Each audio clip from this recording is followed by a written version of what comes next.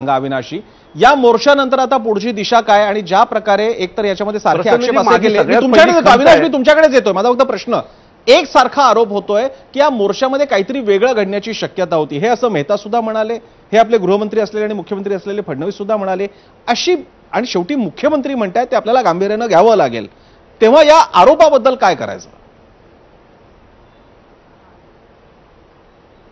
मला एक सांगा सर, आम्हाला जर मोर्चा काढायचा होता, आम्ही जर हेच करायचं असतं तर आम्ही वेगळ्या मार्गाने आंदोलन केली असते. अशी आंदोलन आम्ही खूप केली आहेत. परंतु आम्हाला आजचा जो मोर्चा काढायचा होता त्याच्या मागचं आमचं एकच उद्दिष्ट होतं की महाराष्ट्रामध्ये बाहेरनं येऊन तुम्ही मराठी माणसाच्या विरोधात मोर्चे काढताय, याला ते काउंटर होतं आणि म्हणून तो मोर्चा काढत होता. आम्हाला कुठलाही वाद करायचा नव्हता, आमच्या मोर्चात कुठलाही झेंडा नव्हता. आमच्या पक्षात फक्त मराठी संघटना, तिथले मराठी मंडळ, दहीहंडी मंडळ, गणपती मंडळ, महाराष्ट्र नवनिर्माण सेना आणि इतर पक्ष, असा तो मोर्चा होता.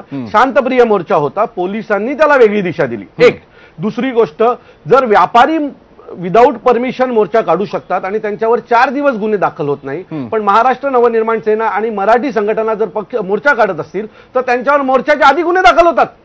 आणि तुम्ही आम्हाला सांगता की काहीतरी अप्रित घडणार होतं.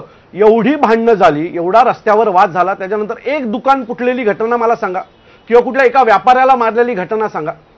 हे जे सगळं आलंय ना, हे नरेंद्र मेहता आणि भारतीय जनता पक्षाच्या डोक्यातनं आलेलं आहे. मी तुम्हाला पुन्हा सांगतो की तिथे मनसे मराठी माणूस एकवटून देऊ नये हा त्यांचा उद्देश होता. आणि जर आज मराठी माणूस एकवटला असता, त्यांचा मोर्चा निघाला असता, तर तिथले जे परप्रांतीय आहेत ते भारतीय जनता पक्षाच्या अंगावर आले असते. आणि म्हणून त्यांचं एक स्ट्रॅटर्जी प्लॅन होतं की हा मोर्चा जो मनसे काढते किंवा मराठी संघटना काढतात, हा मोर्चा निघून द्यायचा नाही आणि त्या लोकांना खुश करायचं, हा त्यांचा एक प्रयत्न होता. परंतु तो प्रयत्न महाराष्ट्र नवनिर्माण सेनेने हाणून पाडला.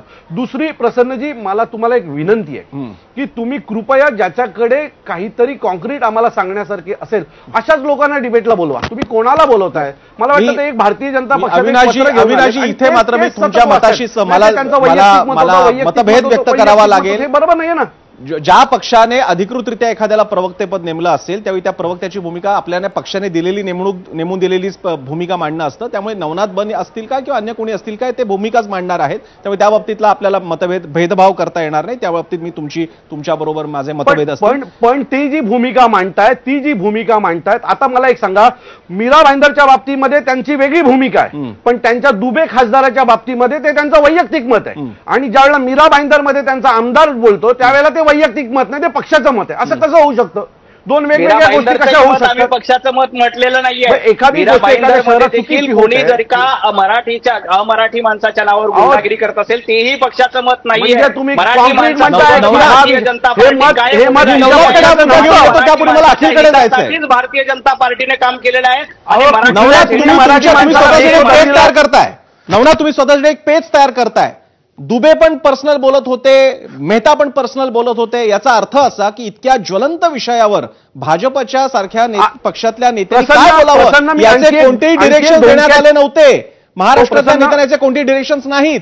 सगळे आपले फ्री रॅडिकल सारखे काही बोलतात. असं तर नाही. तुम्हाला घटना सांगतो जी धोक्याची घटना आहे, तुम्ही लक्षात घ्या. करू नका, काही बोलतात असं नाहीये.